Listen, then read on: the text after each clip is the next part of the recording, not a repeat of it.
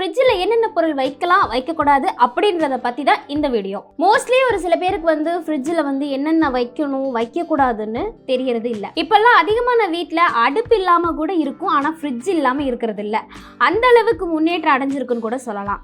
எல்லாருடைய வீட்டில் ஃப்ரிட்ஜ் இருக்கிறது என்னமோ நல்லது தான், ஆனால் அதுவே அவங்களுக்கு ஆபத்தை விளைவிக்கக்கூடிய வகையில் தீமை ஆகிட்டா நல்லது இல்லை. சரி, ஓகே, வாங்க இப்போ ஃப்ரிட்ஜில் எந்தெந்த திங்ஸ் வைக்கலாம் வைக்கக்கூடாது அப்படின்னு நம்ம தெரிஞ்சுக்கலாம். அதுக்கு முன்னால் வீடியோவை ஸ்கிப் பண்ணாமல் ஃபுல்லாக பாருங்கள். அண்ட் வீடியோவுக்கு லைக் பண்ணிவிட்டு உங்கள் ஃப்ரெண்ட்ஸ் அண்ட் ஃபேமிலிக்கு ஷேர் பண்ணிக்கோங்க. நம்ம சேனலை வாட்ச் பண்ணுறவங்க சப்ஸ்கிரைப் பண்ணாமையே வாட்ச் பண்ணிட்டு இருக்காங்க. ஸோ ஃபஸ்ட்டு சேனலை சப்ஸ்கிரைப் பண்ணிக்கோங்க. அப்போ தான் நம்ம சேனலில் அப்லோட் பண்ணக்கூடிய வீடியோஸ் உங்களுக்கு தெரிய வரும். எல்லாரும் செய்கிற ஒரு தப்பு என்னன்னு தெரியுமா? நாம என்ன காய்கறிகள் பழங்கள் வாங்கிட்டு வந்தாலும் அதை உடனே ஃப்ரிட்ஜில் வைக்கிறது நம்மளோட ஒரு ஹேபிட்டாக மாறிடுச்சு. அதே போல் நம்ம சமைச்ச எந்த உணவாக இருந்தாலும் சரி, அதை உடனே எடுத்து வைக்கிறதும் பழக்கமாக மாறிடுச்சு.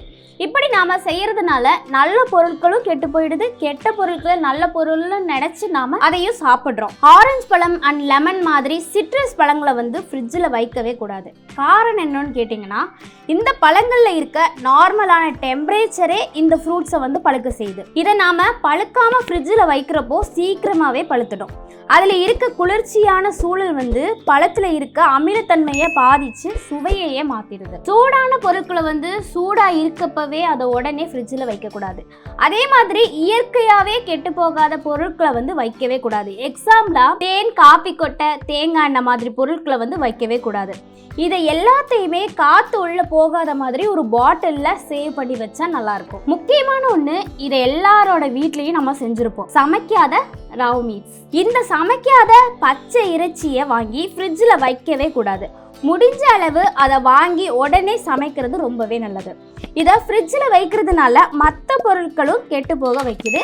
அதே மாதிரி அதை வாங்கி வச்சு ரொம்ப டேஸுக்கு அப்புறம் சாப்பிட்டா உடலுக்கும் கேடு. வச்சுதான் ஆகணும், வேற வழியே இல்லை அப்படின்னா அதை காய்கறிகள் கூட பக்கத்தில் வைக்காம ஒரு பாலித்தீன் கவர்ல போட்டு ஃப்ரீசர்ல வச்சுக்கலாம். இப்பெல்லாம் அதிகமா வீட்லயே ஃபாஸ்ட் ஃபுட்ஸ் செஞ்சுட்டு இருக்காங்க. அதுக்கு முக்கியமா தேவைப்படுறது சாஸ் தான். அதுல நிறைய விதமான சாஸ் வகை இருக்கு. இது எல்லாத்தையுமே ஃப்ரிட்ஜில் வைக்கவே கூடாது. முட்டையை ஃப்ரிட்ஜில் வைக்க கூடாது, ஏன்னா முட்டை மேல பாக்டீரியாஸ் இருக்கும். இதை ஃப்ரிட்ஜில் வச்சா பாக்டீரியாஸ் வாழ்றதுக்கு நம்மளே வழி கொடுக்குற மாதிரி ஆகிடும். தக்காளியை ஃப்ரிட்ஜில் வைக்கவே கூடாது. ரீசன் என்னன்னா, தக்காளியை காற்றோட்டமான பிளேஸில் வைக்கிறதுனால கெட்டு போகாமல் கொஞ்சம் டேஸுக்கு இருக்கும்.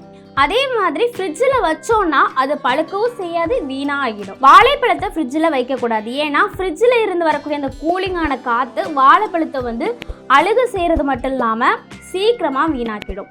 வெங்காயம், பூண்டு, உருளைக்கிழங்கு இந்த மாதிரி பொருட்களை எல்லாமே ஃப்ரிட்ஜில் வச்சா சீக்கிரம் கெட்டுரும். பேட் ஸ்மெல் மாதிரி ஃப்ரிட்ஜில் இருக்க எல்லா பொருட்களையும் அந்த ஸ்மெல் அஃபெக்ட் ஆகிடும். ஸோ இதெல்லாம் ஃப்ரிட்ஜில் வைக்கிறது அவாய்ட் பண்ணிக்கோங்க. அதே மாதிரி சமைச்ச பொருட்களை ஃப்ரிட்ஜில் வச்சா அதை அகைன் எடுத்து சூடு பண்ணி சாப்பிட்டா நம்ம உடலுக்கு கேடு தருது. இந்த மாதிரி இன்ஃபர்மேட்டிவான விஷயங்களை பற்றி தெரிஞ்சுக்கணும்னா வாய்ஸ் ஆஃப் அபர்னாவை மறக்காமல் சப்ஸ்கிரைப் பண்ணிக்கோங்க.